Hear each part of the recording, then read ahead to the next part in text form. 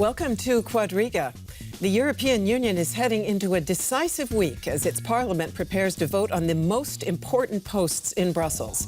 Breaking with decades of male dominance, heads of key EU member states have nominated 2 women for top positions, with current German Defense Minister Ursula von der Leyen as President of the Commission and IMF Chief Christine Lagarde as future President of the European Central Bank. But critics say those choices reflect backroom power politics, and they're threatening to torpedo the nominations. With the EU facing pressing challenges, strong leadership is more important than ever. Will it emerge from a process with democratic deficits? EU top jobs, haggling instead of inspiration? That's our topic, and here are our guests. It's a pleasure to welcome Emmanuelle Chaze. She is a freelance journalist originally from France who works with us here at Deutsche Welle, as well as for French print and broadcast media. She says the scramble for the EU's top jobs further highlights discrepancies between the member states and damages the union. Milan works as an analyst for the German Council on Foreign Relations. He says the Visegrad group of Eastern European countries has maneuvered itself into a corner. Their lack of representation in top EU jobs is a significant problem for EU cohesion. It will come back to haunt the region. And it's a pleasure to welcome Tom Nuttall. He is the Berlin correspondent for the British weekly, The Economist. He thinks it was an old-fashioned Franco-German backroom stitch-up, with all the top jobs going to old Europe. But it also highlighted a subtle shift in power away from Angela Merkel and toward Emmanuel Macron. So, Tom, let's start with that backroom stitch-up, as you call it. Actually, there were official candidates for these positions. There were rallies. There were election posters. There were TV debates.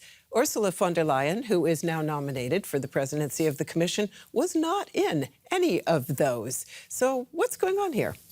It's funny, isn't it? I mean, Ursula von der Leyen has been on a charm offensive in the European Parliament recently, trying to convince all of the political groupings there that they ought to vote for her to confirm her for the position of the European Commission. And of course, they're grilling her on all sorts of things, from climate change to defence to economic policy. And she has to invent a programme almost out of thin air because, as you say, she was not a named candidate before the election. What happened was there is this idea of so-called Spitzenkandidat and lead candidates. Each of those political groupings proposed a candidate for the President of the Commission before the elections, the idea being that voters would have an idea of who they wanted to see as President of the European Commission. The problem is, it is the leaders, the heads of government in the European Union, who nominate the President of the Commission, and not very many of them like the idea of handing power to the European Parliament in that way. And so when they met to name their nominee a couple of weeks ago, the various candidates that had been proposed as part of this system, one by one, were rejected, and they ended up with, as I say, this Franco-German stitch-up, and Ursula von der Leyen, currently the defence minister here in Germany, proposed as President of the Commission. Thank you very much. That was a very concise explanation. Milan, certainly geographic blocks were a big part of this backroom power deal. Eastern European leaders did all they could to torpedo one of the lead candidates. Why? First of all, Visegrad group comprising Poland, Hungary, Czech Republic, Slovakia is not all Eastern Europe or new member states, but they are the ones that organize themselves. And they didn't like proposed candidate who was Spitzenkandidat of the socialist group, Franz Timmermans, because they thought he's too divisive. Now, the position of the Visegrad group was shaped especially by Poland and Hungary, which are the 2 countries that are under the so-called Article 7 sanction procedure for breaching rule of law and basic values of the EU. In the outgoing European Commission, Franz Timmermans, as the first vice president, was in charge of this procedure. The very Spitzenkandidat for the SPD was the one who had made trouble for these countries. Exactly. So in the first reading, this was a payback time. At the same time, I think there was a deeper political message behind this. These 2 countries, Poland and Hungary, and their nationalist conservative governments want one thing from Brussels. First, to be left alone, or they are pushing a different vision of the EU than is proposed by many mainstream parties at the EU level, these political groupings, and that is namely the Europe of the nations. So nation states should be a building blocks, and the European institutions, including the next Commission, should leave us alone to do our own thing. Therefore, Franz Timmermans, also, if you look at their interest, was too much to swallow. And I think also he was too divisive candidate in East-West relations also for the other Eastern European countries. And just explain to me very briefly, because your opening statement said that the Visegrad Group had maneuvered themselves into a corner.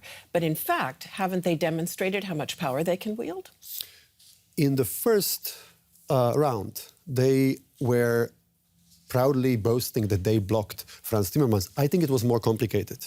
In fact, they took the blame, or they claim this blocking power, but in fact, Franz Timmermans was shot down also at the main political grouping, European People's Party, by a rebellion of other prime ministers, including Prime Minister of Ireland and others, who couldn't swallow a proposed deal by Angela Merkel, German Chancellor, saying that we should give the position to second largest political grouping, to socialists, and they were saying this is the biggest prize in Brussels. It should go to us as the party that won the elections.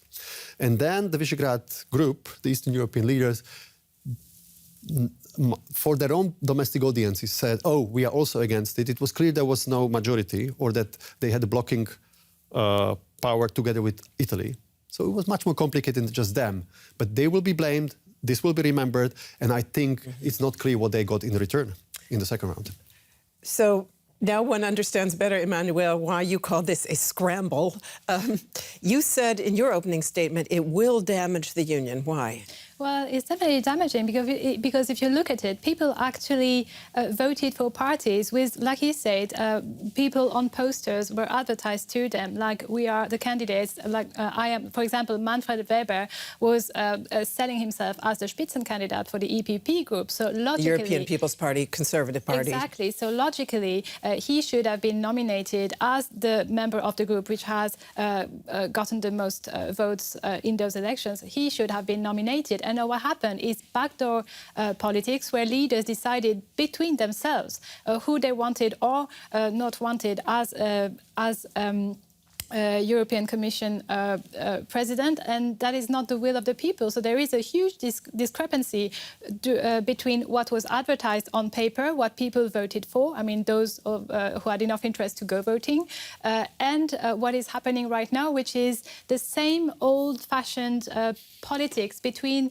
leaders, and mostly between France and Germany, we have to say, that it's actually the same politics that people don't believe in anymore. Tom, does the fact that the deal was put together by heads of state, member countries, show us that in the end the Commission and the Parliament are essentially paper tigers?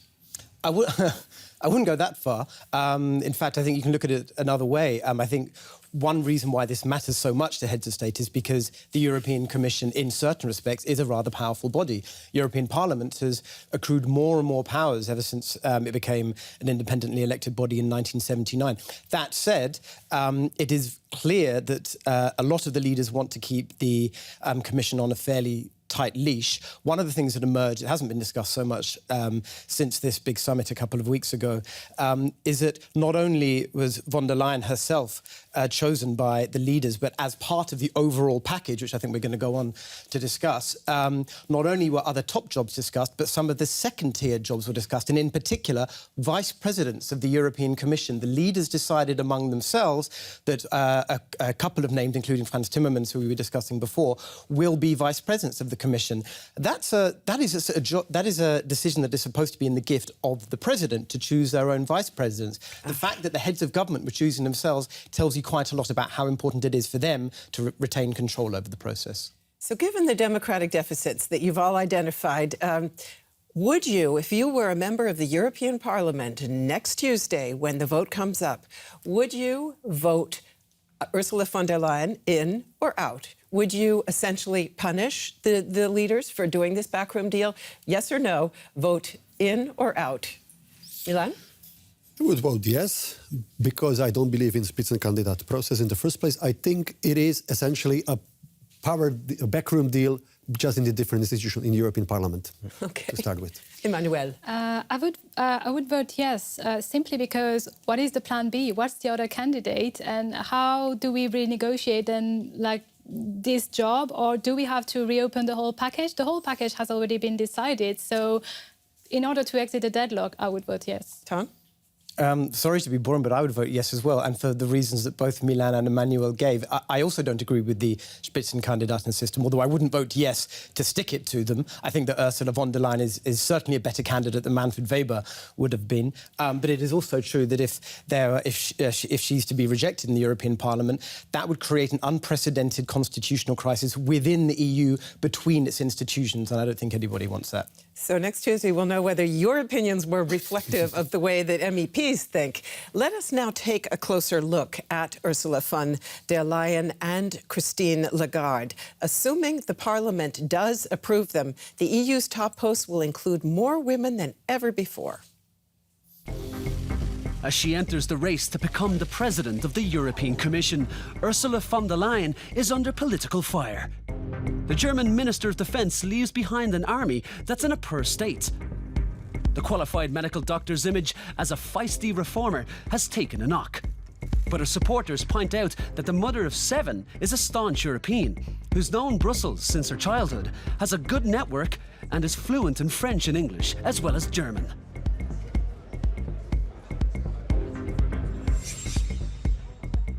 Christine Lagarde is the grande dame of French politics. The 63-year-old economist has run the International Monetary Fund for 8 years, monitorising it without causing a fuss, but also not shying away from criticising US President Donald Trump for his trade policies. Lagarde is considered a supporter of redistribution within the Eurozone at the expense of richer states and an opponent of tough austerity policies. Will women's power drive Europe forward? Milan, Ursula von der Leyen has been in Brussels the last few days courting members of the European Parliament. How did she do? I'm not in Brussels, I don't know. But I think she is doing, as Tom suggested, she is building a program from thin air very fast. She has a team behind her. She needs to build a consensus to be confirmed next week.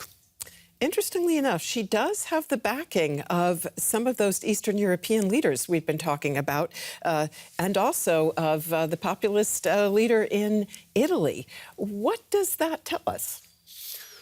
She's more known and more positively known politician in Central Eastern Europe than many others.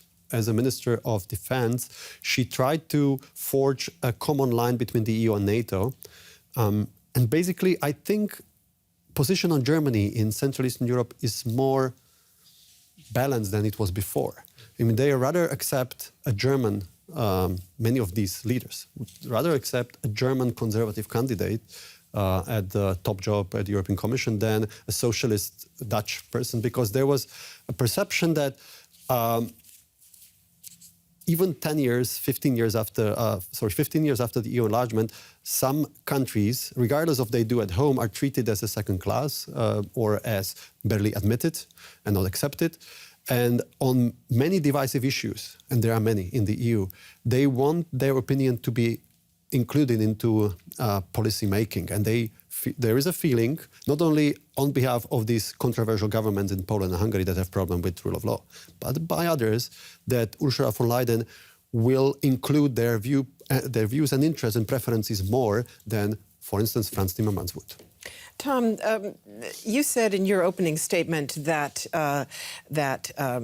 there's a discrepancy between different countries that's reflected in this deal. Interestingly enough, our report reflected a discrepancy in the way that von der Leyen is perceived here in Germany as opposed to abroad. So maybe you can say a word about why that is and what your take on her qualifications is, whether you think she would be a good candidate to lead the Commission. So there's an irony in that when the European Council, the collection of heads of state and government, voted on this, the one leader who didn't vote in support of Ursula von der Leyen was Angela Merkel. She abstained, and there's a reason for that, which is that her coalition partner, the SPD, the Social Democrats, reject the idea of von der Leyen as Commission President, and in Germany, when the coalition partners disagree, then in European discussions, the relevant minister, or in this case Chancellor, has to abstain. The SPD are taking a very, very tough line on this. I mean, of course, Ursula von der Leyen comes from a different party. They also consider that they are upset that the Spitzenkandidaten system was jettisoned in this instance.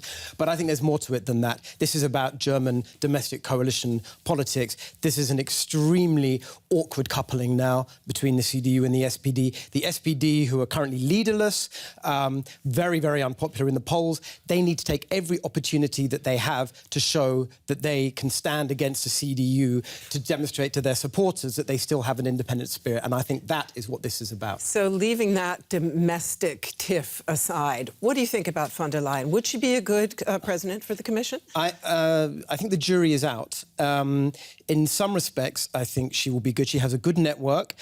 She is well respected across Europe, as well as in America. She has strong experience in some of the areas that are going to count in the next 5 years, most obviously defence. She's been a defence minister in Germany for some time.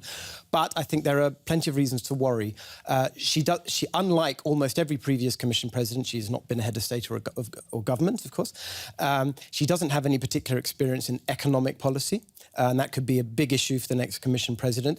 And what she used to be considered as a possible successor to Angela Merkel some years ago, that notion has disappeared now. And I think it's largely because Ursula von der Leyen was not able to build a support base for herself inside the Christian Democratic Union. And when you're president of the European Commission, where you're constrained by different opinions, by different governments all the time, it's very important to be able to build alliances. And I think the question of whether she is able to do that remains very open. Emmanuelle, while Ursula von der Leyen has been generating some mixed reviews, there's been a lot of positive buzz around the nomination of Christine Lagarde. Would you say that this represents, this deal that was done, does this represent a shift in the balance of power away from Germany and toward France? I think both women can definitely bring in a game-changing approach to Brussels. Is it really at the advantage of France now? Like, OK, Angela Merkel abstained from voting, but she actually nominated Ursula von der Leyen in her government since 2005. This is one of her closest allies. Angela Merkel is on her last mandate as a German chancellor, and with the health issues she's currently experiencing, we don't know how much longer she will be around. And she just placed probably her closest ally as president of the EU Commission. So Emmanuel Macron didn't want Manfred Weber, and he got his way with the nomination of Ursula von der Leyen. But I don't think France is taking any advantage on the Germans. It would also be the first time since the 60s that Germany would have a European Commission president. So I think it's a winning situation for both of those countries, and perhaps detrimental to any other country in Europe. Let me briefly ask you, Tom, to comment on where you think Christine Lagarde might take European monetary policy, and whether you see a shift of direction there away from German austerity and toward more burden sharing between the rich north and the indebted southern European countries. That's certainly something that France has pushed for in the past. Are we likely to see Lagarde go in that direction? We don't know. She is not an economist. She has no experience in a central bank, which is why for some people this was certainly an unexpected nomination, perhaps an unusual one. What we do know is that she has been largely supportive of the fairly accommodative monetary policy pursued by the current ECB president, Mario Draghi. I think the question is going to be to what extent she is able to use the bully pulpit of this job to be able to encourage countries, particularly Germany, to be a little bit less fiscally restrictive. Now, of course, it's not up to the president of the European Central Bank to determine how governments spend their money. But Mario Draghi regularly beat the drum for countries that had what he called fiscal space, like Germany, which has a big surplus, to spend more. Christine Lagarde, I think, from what we can tell during her time at the helm of the IMF, is largely going to be supportive of that. She moved the IMF away from its previous position on fiscal policy. So I think we will probably see continuity there. The question is how successful will she be in deploying her political abilities rather than her economic or technical ones to be able to convince those governments to do more?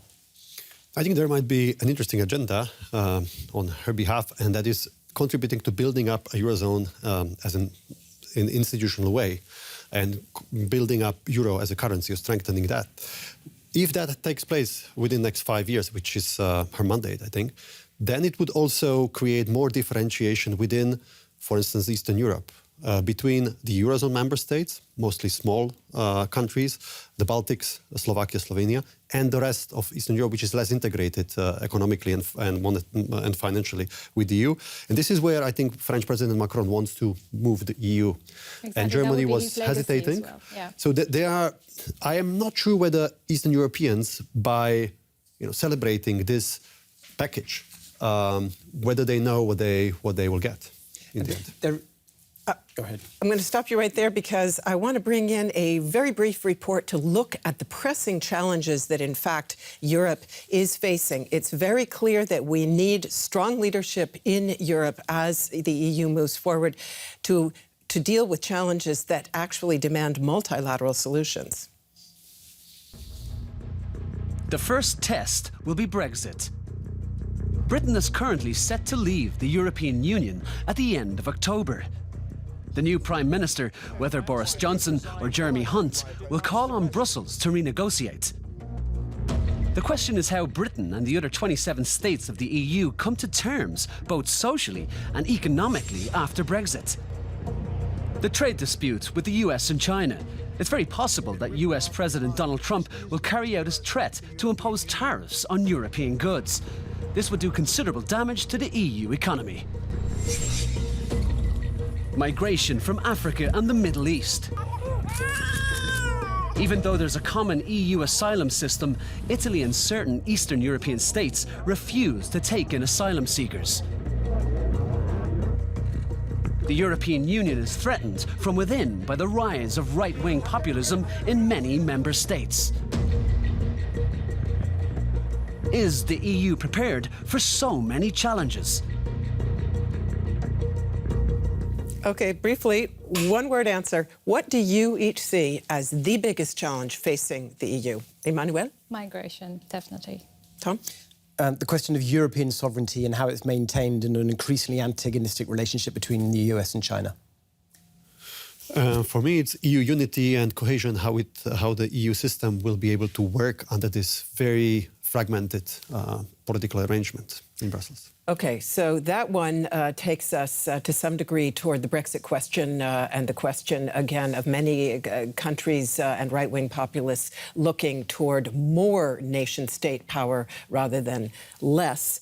What do you think? Could an Ursula von der Leyen, perhaps supported by Christine Lagarde, a central bank governor, face that challenge of rising nationalism and of pushback against multilateralism? Well, that challenge comes from outside, externally from the EU. And internally, there is a less capacity to agree on some issues in foreign policy, like sanctions on China, because Chinese are very active internally, and they are buying countries where they invested. Greece is one example. They are trying to influence their vote, or Hungary, for that matter. And Germany proposed an idea of shift in the EU foreign policy mechanism to a qualified majority vote, which is a no-go for many countries. I think this is a big challenge for the new High Representative for Foreign Policy, a Spanish foreign minister, Josep Borrell. And the basic problem is that the EU system was built to pacify EU problems and challenges internally, rather than to represent Europe and externally on the global level. And this is where the challenges will come. Emmanuelle, you mentioned migration. There has been a lot of pushback exactly from the Eastern European countries on that. Would you say that an Ursula von der Leyen can bring a multilateral, workable solution forward? Briefly, well, she definitely has the stature to to lead that fight. It's actually a fight we're witnessing. We cannot close borders where there are no borders. There are geographical places where migrants are actually dying at sea. Those migrants are actually human beings. They are still sinking. We have to find a solution. Europe wasn't built on the values of closing doors to people in distress, and she has to address that. I think she has the means to do so. And Tom, finally, that tech Cold War, US versus China, can these women and the others who've been nominated, can they really ensure a place for Europe at the table? So Jean-Claude Juncker, the current president of the European Commission, actually, it turned out, handled Donald Trump rather well. And the European Commission has an awful lot of clout when it comes to trade. It is legally mandated to negotiate on behalf of the member states. I think it's very much an open question whether von der Leyen will do the same thing. It's possible that her past as German defence minister might come to haunt her, because there's nothing that Donald Trump likes better than bashing German defence policy. Thank you very much to all of you for being with us, and thanks to you out there for being with us as well. We do go into our summer break now, but we look forward to seeing you back here with Quadriga when we start up again at the end of the summer. See you then.